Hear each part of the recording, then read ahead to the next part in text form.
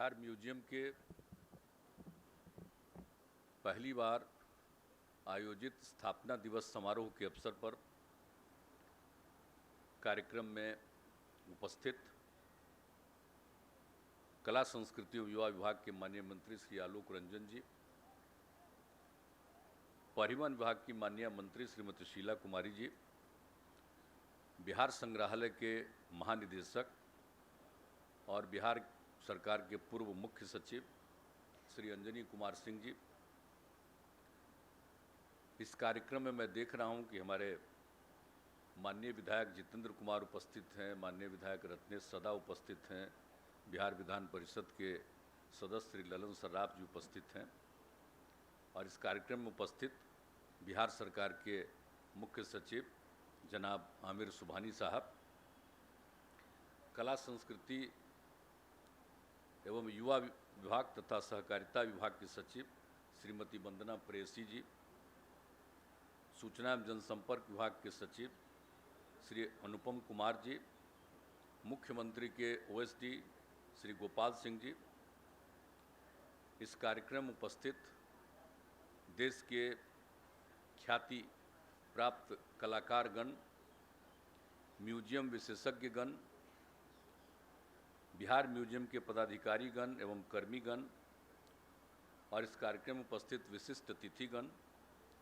Print एवं electronic media के पत्रकार मित्रों, छायाकार बंधुओं, बहनों एवं भाइयों, मैं सबसे पहले आप सब लोगों का आज के बिहार म्यूजियम के पहली बार आयोजित स्थापना दिवस के अवसर पर जो कार्यक्रम आयोजित किया उसमें आप सब लोग जो उपस्थित हैं, मैं आप सब लोगों का अभिनंदन करता हूं। और ये अच्छी बात है कि इन लोगों ने इसके बारे में सोच लिया और ये जो पहला आज हो रहा है तो आप सबको मालूम है कि 7 अगस्त 2015 में हम लोगों ने इसका उद्घाटन किया था बिहार म्यूजियम, और हाल ही में बिहार म्यूजियम शासी निकाय की बैठक हुई और उसी ने तय किया कि हम लोग एक शुरू करेंगे, बिल्कुल इसका जो कार्यक्रम है स्थापना दिवस का कार्यक्रम बिहार म्यूजियम का, उसकी शुरुआत करेंगे। और इसके बारे में तो चूँकि जो इसकी शुरुआत हुई थी, प्रारंभिक शुरुआत कर दी गई थी बन करके, एक हिस्सा उसका तैयार हो गया था तो वो तो कर दिया गया था 7 अगस्त 2015 को। तो इन लोगों ने यही सोचा कि भले ही 7 साल बीत गया है लेकिन पहली बार जब हम आयोजित अब कर रहे हैं तो उसी दिन करेंगे, यानी 7 अगस्त को ही इसके कार्यक्रम की शुरुआत करेंगे। आज उसी सिलसिले में इस कार्यक्रम का शुरुआत कर रहे हैं। अब आप सब तो जानते ही कि इस बार बिहार म्यूजियम स्थापना दिवस का थीम देवी एवं महिला है। ये बहुत बड़ी चीज़ है।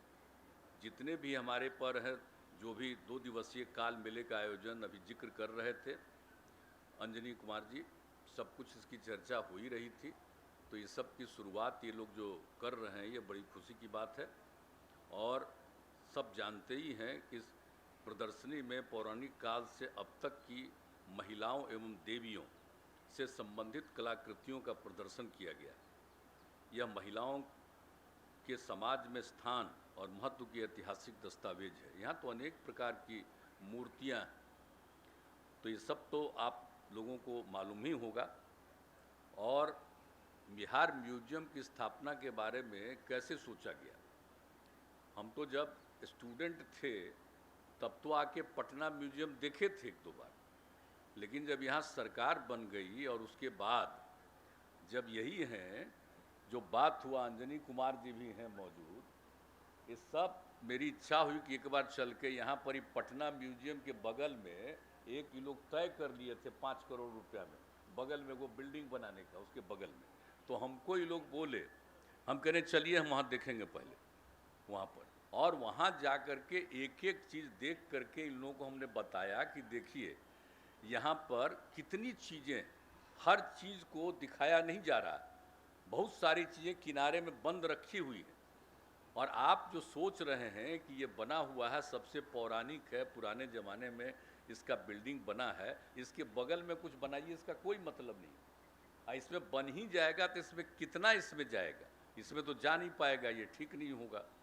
इसलिए पटना म्यूजियम है और पटना म्यूजियम में जितनी चीज़ें हैं इन सब चीज़ों को एक जगह पर बनाना चाहिए और एक हम लोगों को बिल्कुल ही बनाना चाहिए, एक नया बनाना चाहिए और एक बिल्कुल ही अंतर्राष्ट्रीय स्तर का बनाना चाहिए हम लोग। तो इसीलिए उसके बारे में ये बात जब हुई थी तब हम लोगों ने यही सोचा था कि इसको कैसे किया जाएगा और सब चीज़ आकर के जो यहाँ पर देखा तो उन सब चीज़ों को देखने के बाद कि एकदम जो अंतर्राष्ट्रीय मानक का बनेगा उसको चारों तरफ देख लीजिए और इसी में जितने भी धरोहर हैं सब सुरक्षित रहेंगे। वो सब था ही नहीं सुरक्षित, एक ही जगह जो देखिए तो एक ही जगह पर कई चीज़ें हैं और उसके बारे में कहीं कुछ लिखा हुआ नहीं कि भाई ये कब का है, किनका है, क्या है, ये सब कुछ था ही नहीं। तब उसी समय हमने कहा कि एक जो है इंटरनेशनल म्यूजियम टाइप का हम लोगों को बनाना चाहिए और इस पूरे देश में कहीं भी सब कुछ पहले का ही बना हुआ है। इंटरनेशनल म्यूजियम तो बिहार में नहीं, बिहार नहीं, देश में नहीं। तो मेरी इच्छा हुई इन लोगों को कि भाई देखिए कि इंटरनेशनल स्तर का म्यूजियम बनना चाहिए। अब उसके लिए फिर सब सारी बात हम लोगों ने शुरू किया कि आखिर जो इंटरनेशनल म्यूजियम बनेगा यहाँ से निकाल करके होगा, तो इंटरनेशनल म्यूजियम की बात का कंसेप्ट हमने दिया तो उसी समय ये सब कुछ किया गया।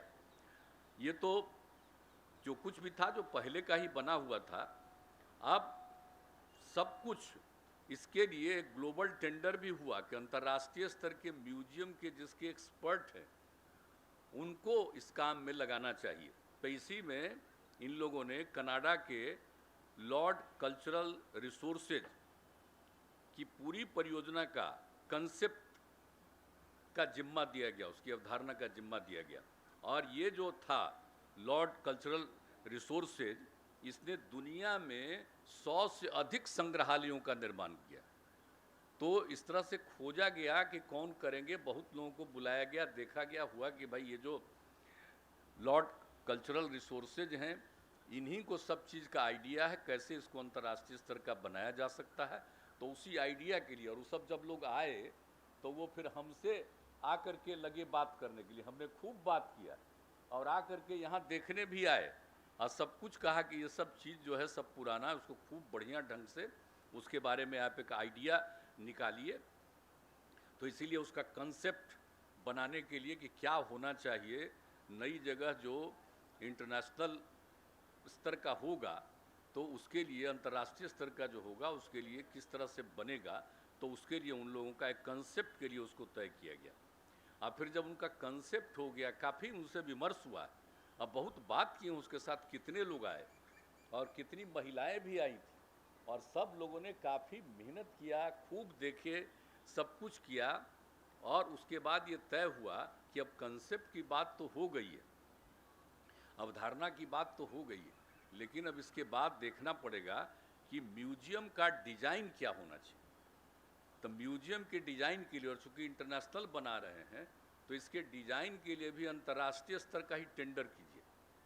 तो अंतर्राष्ट्रीय स्तर का ही टेंडर हुआ तो उसके डिज़ाइन के लिए भी जो बन गया पहले कंसेप्ट, अवधारणा, तब उसका डिज़ाइन किस तरह का बनेगा जो कुछ भी है, तो उस डिज़ाइन के लिए भी यहाँ पर काम करवाया गया और उसके लिए तय किया गया जिसको, वो थे म्यूजियम का जो किया गया वो विश्व प्रसिद्ध जापान के मॉकी एंड एसोसिएट्स का चयन किया गया।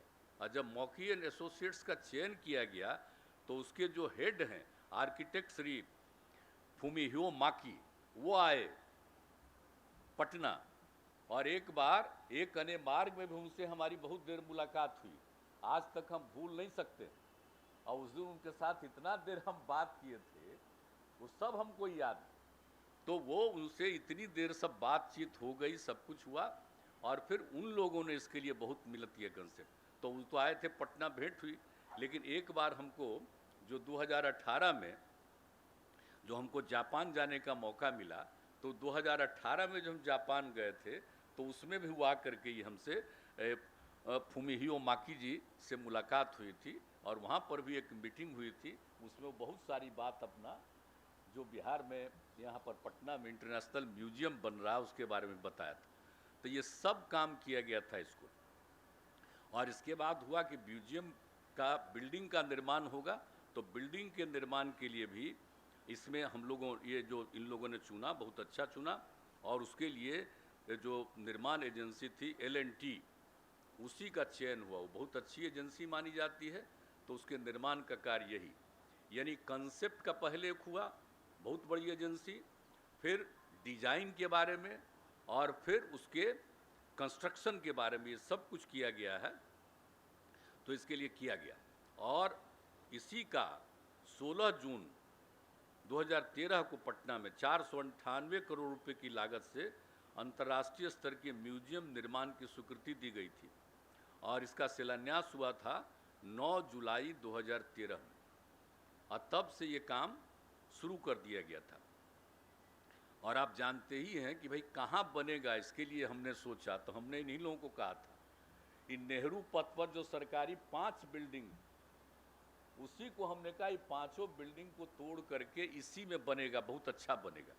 तो कई लोग उसमें जो रह रहे थे तो कुछ विरोध किए, कोर्ट तक में भाग गए, कहाँ नहीं गए, खूब अपना इधर से उधर करने की कोशिश किए गए। और कुछ लोगों का तो स्टेटमेंट आता था कि बेकार काहे के लिए ये अलग से म्यूजियम बनवा रहे हैं, कुछ नहीं कुछ बोलते थे। तो हम किसी पर कुछ बोलते नहीं थे। हमने कहा कि अरे भाई जब बन जाएगा तब आप समझिएगा कि कैसा म्यूजियम बन जाएगा।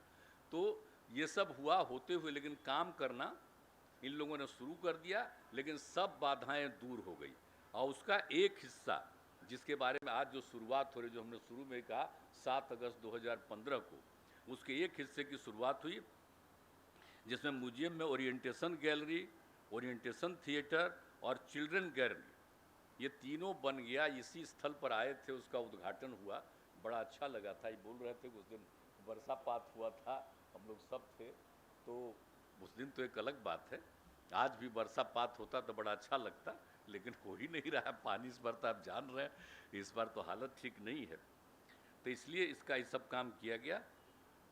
और फिर बापू के जन्म दिवस के अवसर पर 2017 में 2 अक्टूबर को बाकी जितना काम हो गया था उसका भी, इसको पूरे तौर पर अंतर्राष्ट्रीय म्यूजियम के रूप में इसका सब कुछ सारा काम की शुरुआत कर दी गई थी। ये 2 अक्टूबर 2017 तक ये काम हो गया था।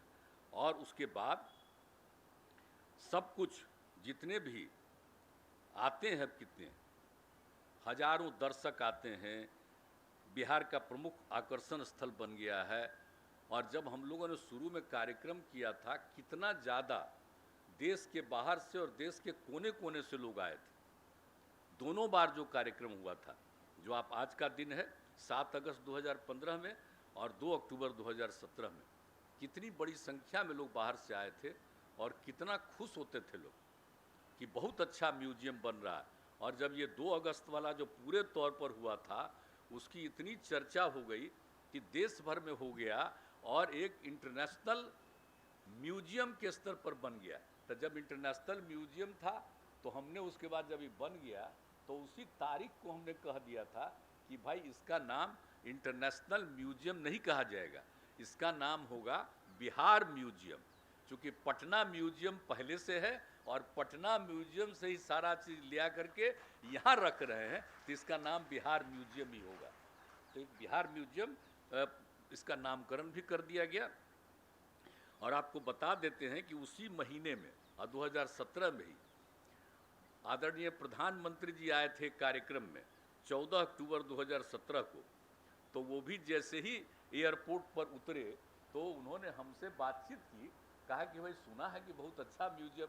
हमने कहा कि हाँ, हम क्या देखना चाहते हैं। तो और कार्यक्रम उनका था, तो उसी समय ये थे, चीफ सेक्रेटरी ने थे जी, तो उसी समय उनको वहीं पर एयरपोर्ट पर कह दिया कि ये आ करके देखेंगे, आप जाके सारा तैयारी कर दीजिए। एक कार्यक्रम में इनका हो जाएगा, उसका दूसरा कार्यक्रम में भी जाना है, पहले यहाँ पर ही देख लेंगे। तब वो आ करके यहाँ पर आप समझ लीजिए कि इसको भी देखे थे। तो इस तरह से इसका काम किया गया।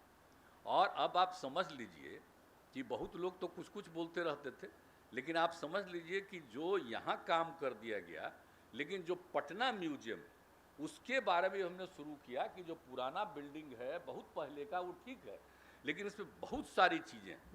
फिर हम जा कर के देखे, हमने कहा इतना ज़्यादा उसमें बिहार म्यूजियम में भेज दिए हैं, फिर भी कुछ चीज़ें, तो हर चीज़ के बारे में, और हम लोगों ने तय किया कि कौन चीज़ यहाँ से जाएगा वहाँ, तो वही उसके बारे में आप सब लोगों को मालूम होना चाहिए कि जो तय किया गया था कि जो भी था कि जो 1764 में जो हुआ था प्री हिस्टोरिक पीरियड, तो उसी समय के पहले का जितना चीज़ रखा गया था उस चीज़ को हुआ कि यहाँ हम लोग बिहार म्यूजियम में डालेंगे और उसके बाद वाले को वहाँ रखेंगे। ये तो एक बात हुई, लेकिन इसके अलावा वहाँ पर बहुत सारा काम पहले से, एक डॉक्टर राजेंद्र प्रसाद गैलरी है, और दूसरा बहुत इम्पॉर्टेंट है विश्व प्रसिद्ध राहुल सांस्कृतायन, और उन्होंने जो लाया तिब्बत से लाई गई सब पांडुलिपियों, वही वहाँ रखा गया और उसको वहीं रखा गया कि यहाँ पर लाया गया है, इसलिए ये यहीं रहेगा पटना म्यूजियम में, ताकि सब लोग इंटरनेशनली भी देखेंगे इसको भी, इसके बारे में पूरी प्रचारित भी किया जाएगा। और फिर नेचुरल हिस्ट्री गैलरी, जिसमें 2 करोड़ वर्ष पुराने पेड़ का जीवाश्म भी है, ये सब वहाँ पर तरह तरह की चीज़ें हैं पटना म्यूजियम में, तो उन सब चीज़ों को वहाँ रखा गया। और बाकी चीज़ों के बारे में कहा गया कि भाई इसको एक अलग भी, और बिल्डिंग बन रहा, हम कितना बार जा कर के देखे हैं, हम तो कहते रहते हैं जो भी अधिकारी रहते हैं टॉप लेवल पर कि भाई तेज़ी से वो भी गई है, और कितना बार हमने कहा कि भाई इसको तेज़ी से बनाना है, इसको भी बनाइए और बहुत अच्छा रहेगा।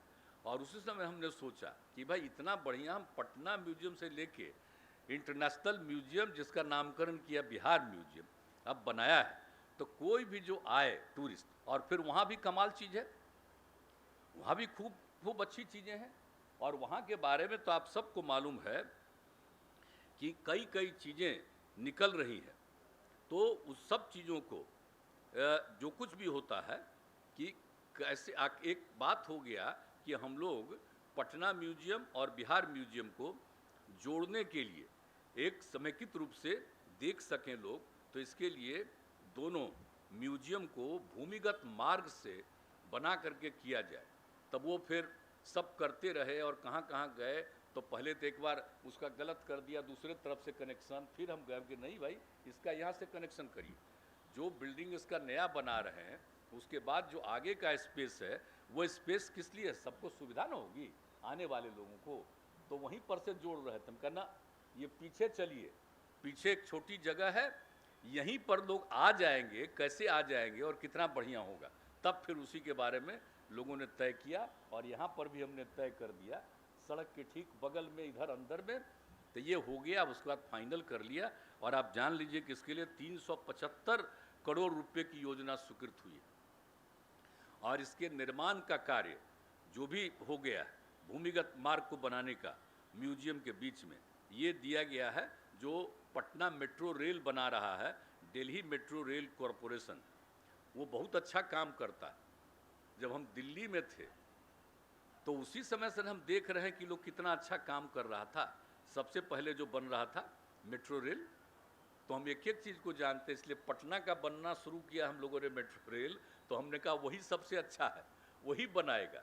और फिर जब हुआ ये दोनों को कनेक्ट करेगा, तो यही फिर तय हो गया कि ये जो दिल्ली मेट्रो रेल कॉरपोरेशन है वही इसको बनाएगा, उसने स्वीकार कर लिया है, अब उस पर काम करने वाले हैं।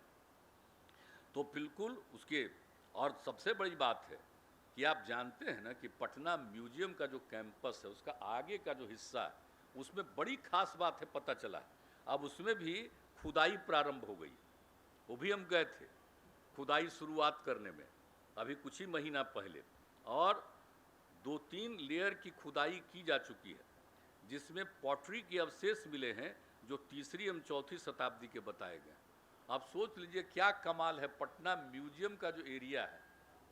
तो आप जान लीजिए कि पटना म्यूजियम और बिहार म्यूजियम को इतना बनाया, पटना म्यूजियम को बेहतर कर रहे हैं और दोनों को कनेक्ट कर रहे हैं। अंडरग्राउंड जो बिल्कुल जाएगा कि नीचे से जाएगा, ज़मीन के नीचे से होकर के, और एक बार जब एक जगह से दूसरा जगह, करीब करीब कितना है 1.5 किलोमीटर के करीब, तो वो सब चीज़ को एक जगह से दूसरी जगह जो आएगा तो कितना बढ़िया उसको होगा, क्या फीलिंग होगी भीतर से जा कर के आएगा, तो एक उसका भी एक्सपीरियंस होगा।